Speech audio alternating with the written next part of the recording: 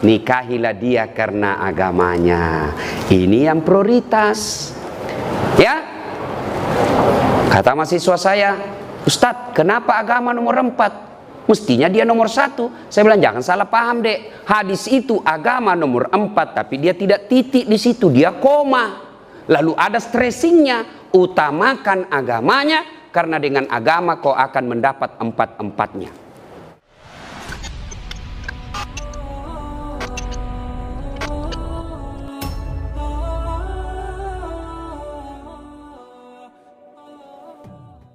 Ananda pengantin, pertama kita harus tahu dulu apa hukumnya nikah.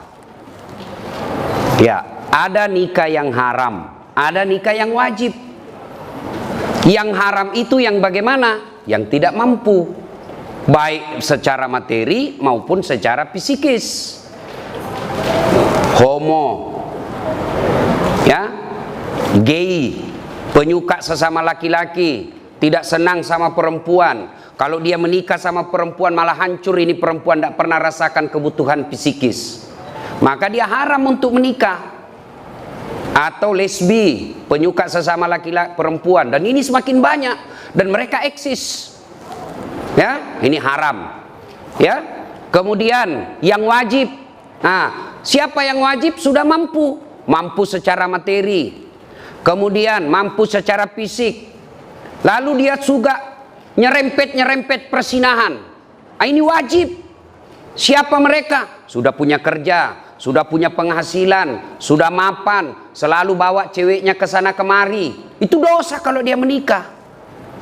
Maka dengar ini, yang jomblo-jomblo fisabilillah. Kalian juga yang sudah pacaran, dengar ini baik-baik. Nikah cepat. Dengar ini cewek-cewek, dipacari 3 tahun tidak dinikah-nikahin, rugi kamu. Motor aja 1 tahun dicicil sudah lunas. Masa kamu dipacari 3 tahun tidak dinikah-nikahi? Maka saya hormat sama laki-laki ini. Masih muda, berani untuk menikah. Tidak semua laki-laki berani untuk menikah. Termasuk kalian yang bawa pacar tapi sampai sekarang tidak menikahi pacarnya. Siapa suruh kau undang saya? Ya, ini hebat ini. Benar dek. Betul kau berani, masih muda.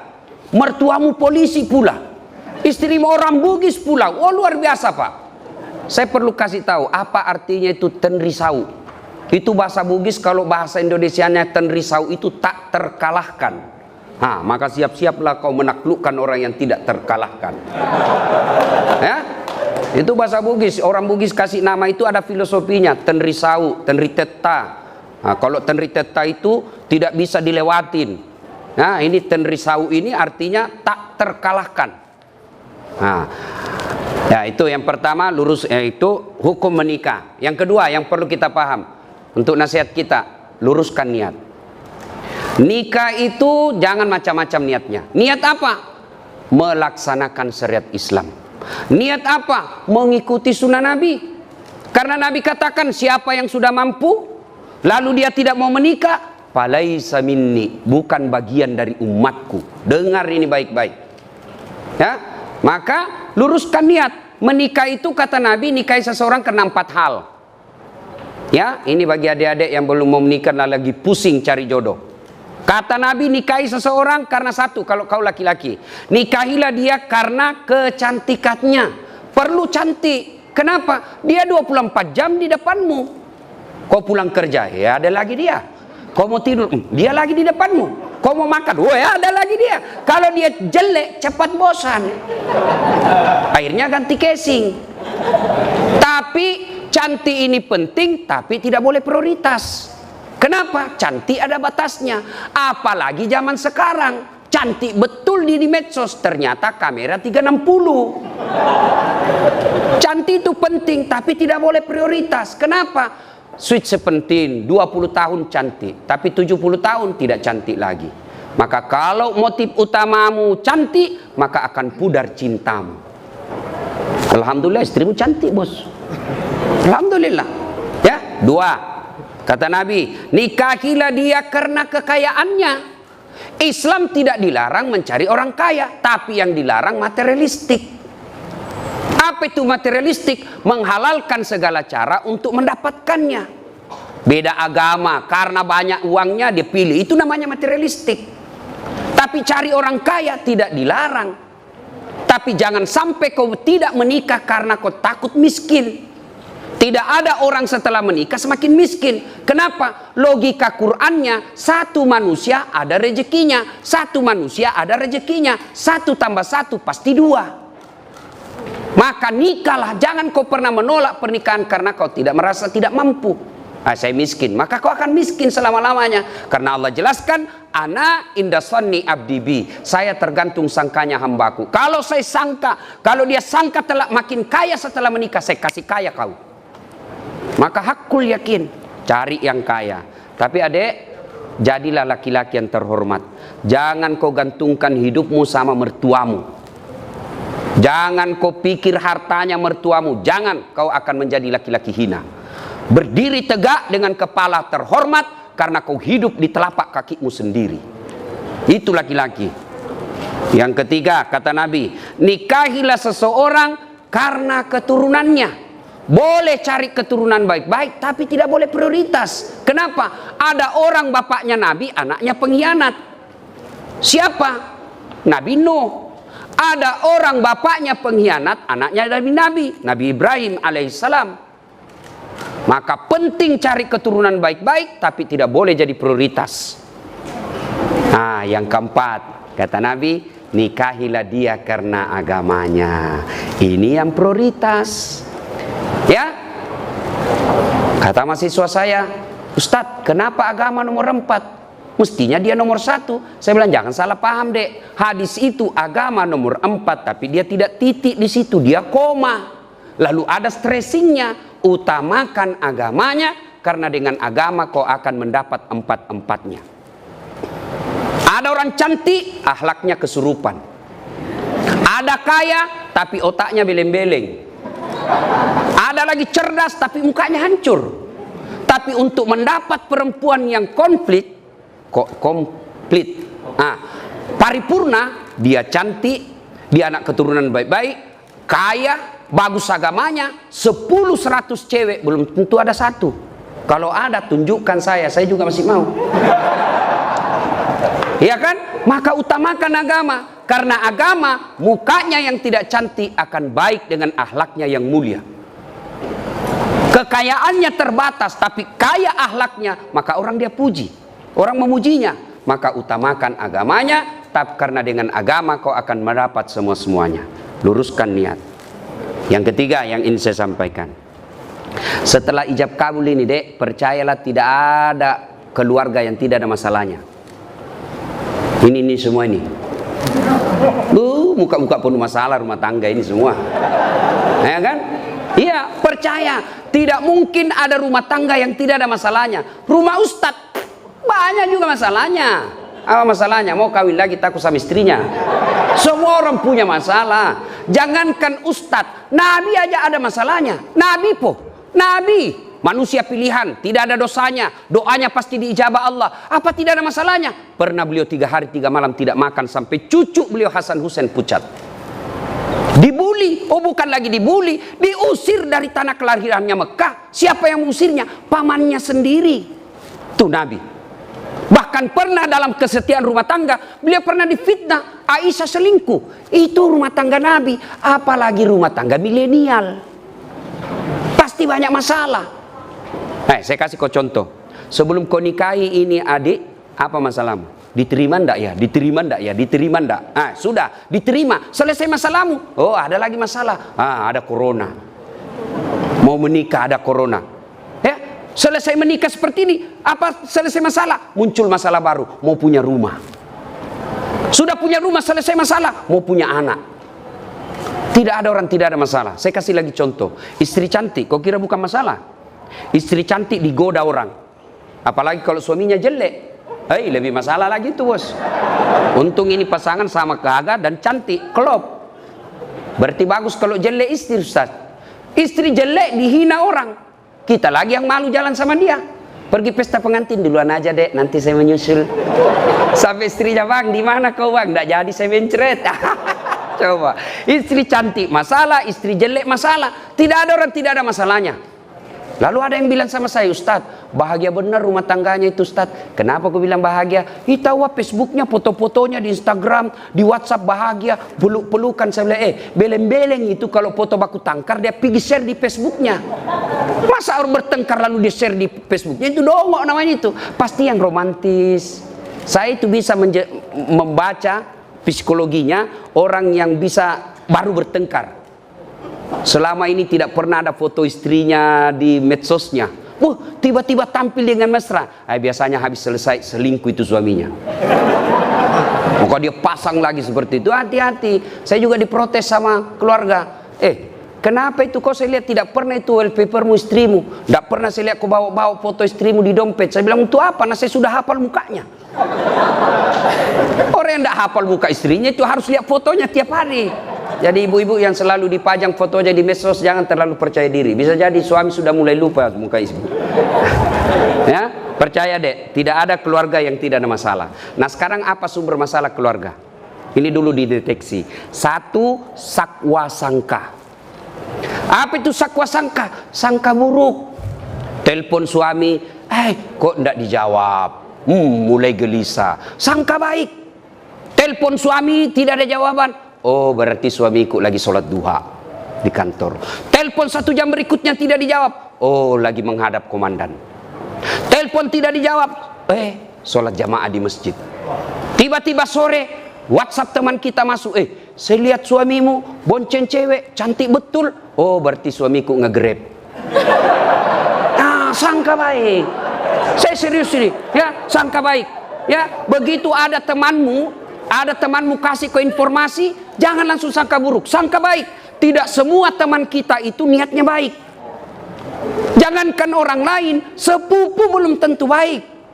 Jangankan sepupu, saudara belum tentu baik informasi dia kasih kita. Bisa jadi dengki. Siapa contohnya? Yusuf alaihissalam. Siapa yang dorong Nabi Yusuf masuk sumur? Saudaranya. Masa si Ustadz? Itu kan paman saya, saudara bapak saya. Siapa? Abu Lahab. Pamannya Nabi. Masa dia mau jahat sama keluarga saya, Ustaz? Dia kan masih sepupu 1 kali sama saya. Abu Sofyan itu sepupu 1 kali.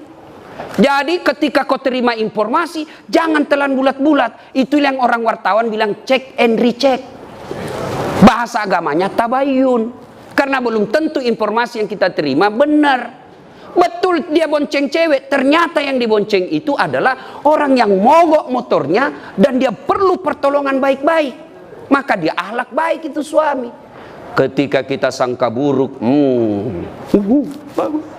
tidak pernah tenang. 3 tahun berkeluarga, tidak punya anak. Akhirnya di tahun keempat dia pergi periksa ke dokter, ahli kandungan. Tes.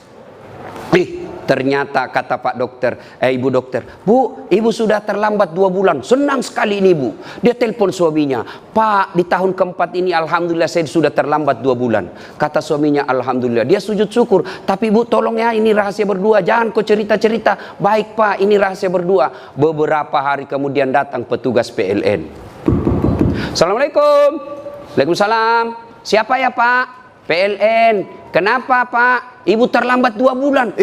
Kenapa bisa dia tahu ini? Pasti suamiku lagi yang cerita. Mulai buruk sangka. Datang suaminya cari nafkah, capek, kepanasan, kena macet, setengah mati pakai masker. Sana terancam corona di luar.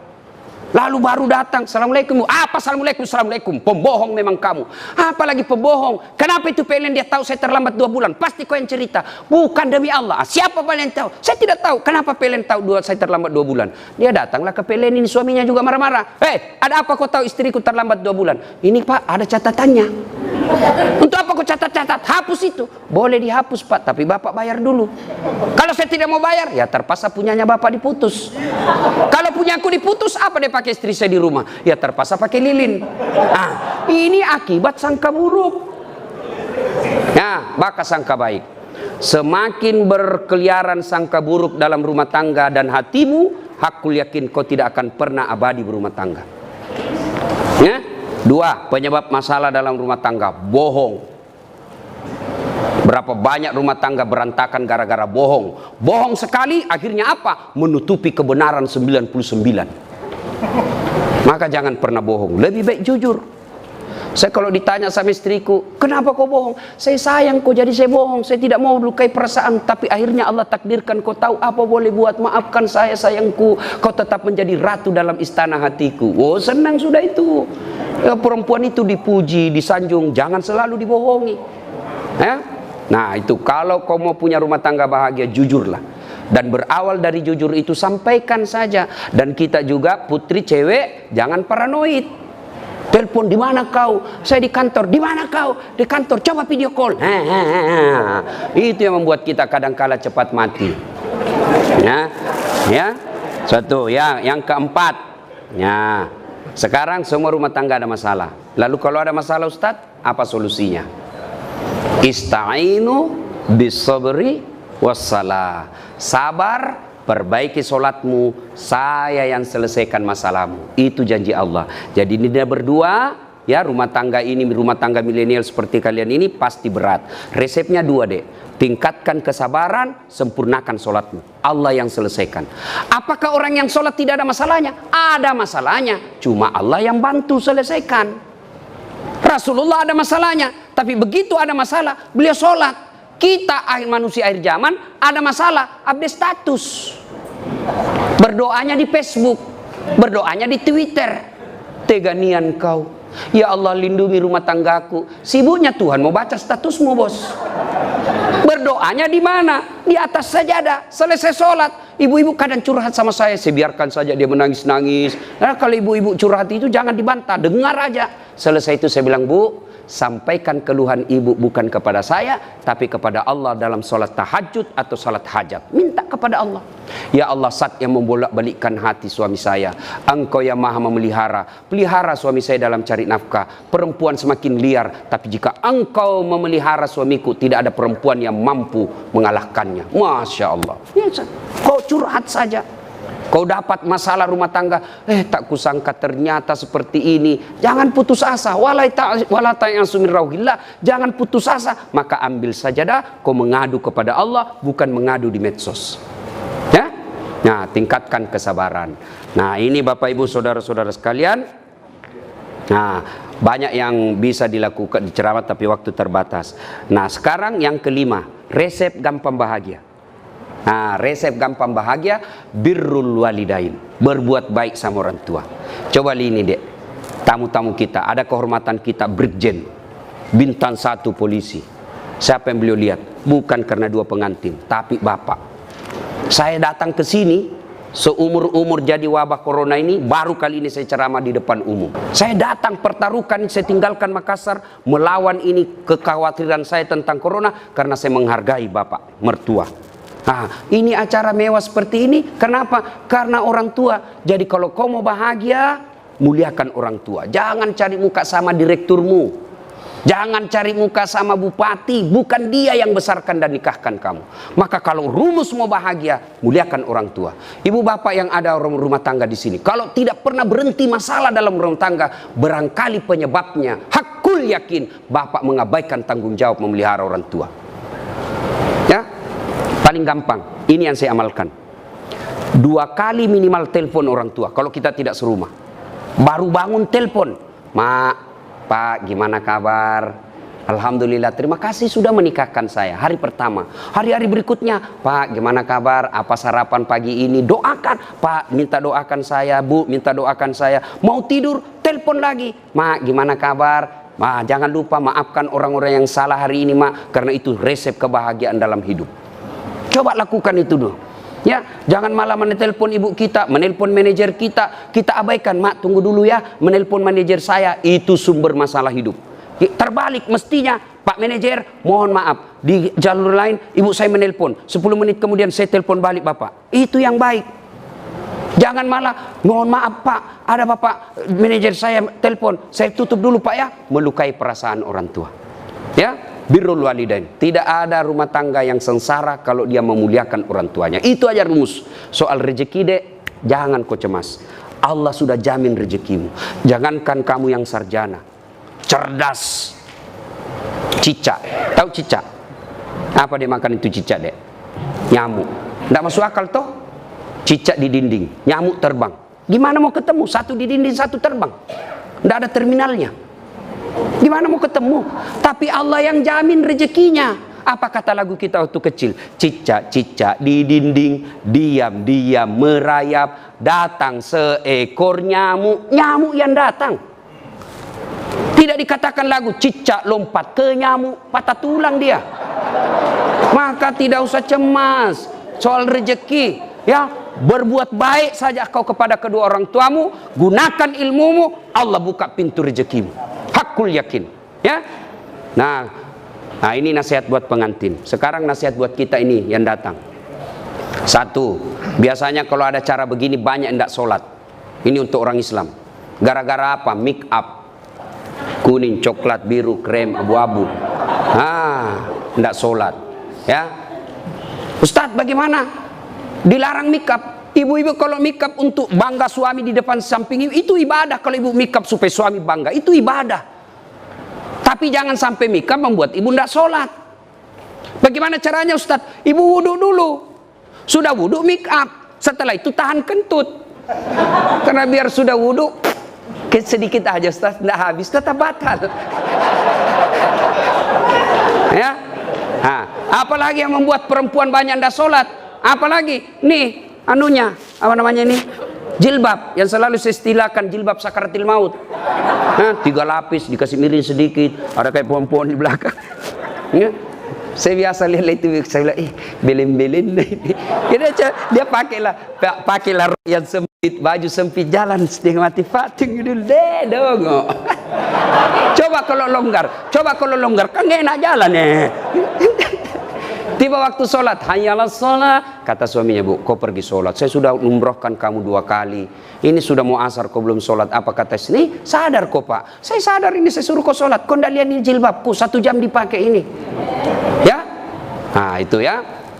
Yang berikutnya, yang banyak kita langgar pada saat acara pengantin begini apa? Banyak praktik mubazir. Terutama itu air gelas.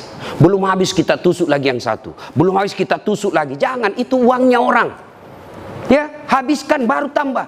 Makanan, saya orang kampung, saya waspada kalau acara pengantin di kota Pak. Karena belum tentu baik.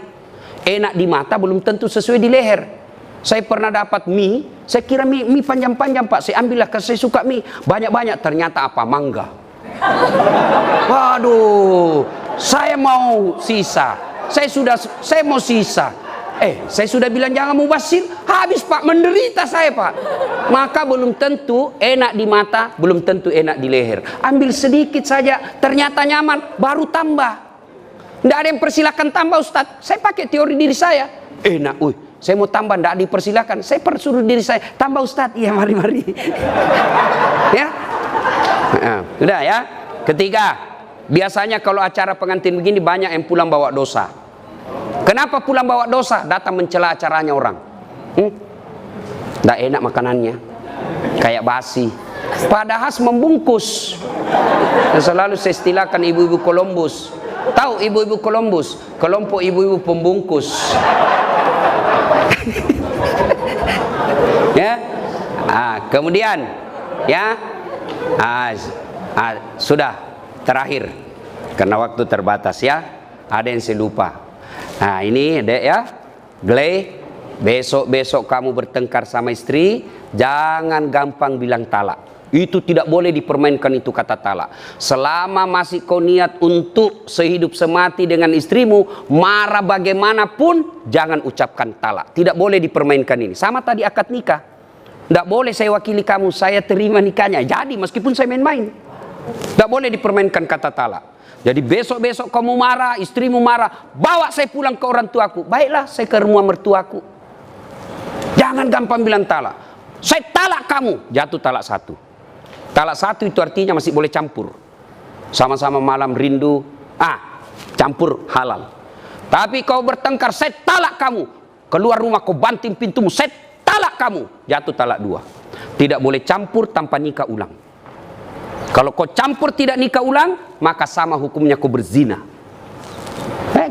Saya talak kamu. Keluar dari rumah dia banting pintu, saya talak kamu. Naik di motor, saya talak betul kamu. Jatuh talak 3. Artinya harus cerai dulu, pisah, menunggu masa iddah 3 kali haid. lalu setelah itu menikah istrinya dengan laki-laki lain, lalu dia cerai, nunggu lagi masa iddah, baru boleh nikah kembali. Hati-hati, jadi jangan gampang bilang talak. Bagaimana kalau istri kita bilang talaka, talaka, talaka, talaka, talaka, talaka, sampai, tidak apa-apa, biar sampai di atas pantatnya, tidak apa-apa. Biar dari talak dari pagi sampai pagi lagi tidak apa-apa. Kenapa? Hak talak ada sama suami, bukan sama istri. Ya, demikian, mudah-mudahan ada manfaat. Ya, sebelum kita akhiri, mari kita kirimkan suratul Fatihah kepada Rasulullah Muhammad SAW. Khasiat dan keutamanya kita ikhlaskan kepada keluarga kita, anak kita, adik kita yang menikah hari ini. Mari kita kirimkan suratul Fatihah. Mudah-mudahan suratul Fatihah itu Allah berkahi rumah tangganya, dunia dan akhirat, dan bukan cuma di dunia bahagia, juga nanti di akhirat dikumpulkan bersama keluarga besar beliau. Ila hadratin Nabi Mustafa Muhammad sallallahu alaihi wasallam. Al-Fatihah. Bismillahirrahmanirrahim. Rahmanirrahim. Maliki yaumiddin. Iyyaka na'budu wa iyyaka nasta'in. Shiratal ladzina an'amta 'alaihim ghairil maghdubi 'alaihim waladdallin. Amin. Terima kasih Ibu Bapak, saudara-saudara sekalian. Demikian, semoga ada manfaat. Kalau masih mau dengar ceramah lengkap soal pernikahan, banyak ceramah saya, nasihat kewajiban istri kepada suami, atau kewajiban suami kepada istri, kewajiban orang tua kepada anak, kewajiban anak kepada orang tua, ada di YouTube. Silakan buka channel saya, Das At Latif. Jangan lupa like and share.